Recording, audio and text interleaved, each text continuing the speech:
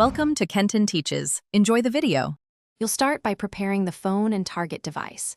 Make sure your Moto Edge 50 Ultra has at least 20% battery, and battery saver is off so charging can flow. Once done, remove cases with metal, cards, or magnets and place the other phone or accessory flat on the center of the back panel. Now open Settings, go to Battery, and enable Wireless Power Share. This toggles the transmitter coil and shows the ready indicator so charging can begin. You need to position devices carefully to establish a stable connection.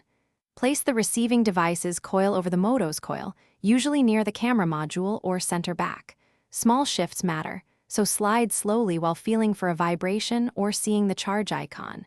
Make sure screens are unlocked on both devices if required and keep them still. If charging doesn't start, lift and reseat the device. Then wait 3 to 5 seconds. The phone detects alignment before power transfer begins.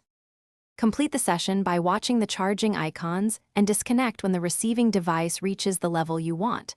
Stopping sooner saves your battery. Once finished, turn off wireless power share in settings to prevent parasitic drain. If charging never starts or stops unexpectedly, troubleshoot by removing the case, clearing dust, and ensuring both screens are unlocked. If that fails, reboot the Moto Edge 50 Ultra and try again. A quick restart. Thanks for watching. Please subscribe if this video was helpful.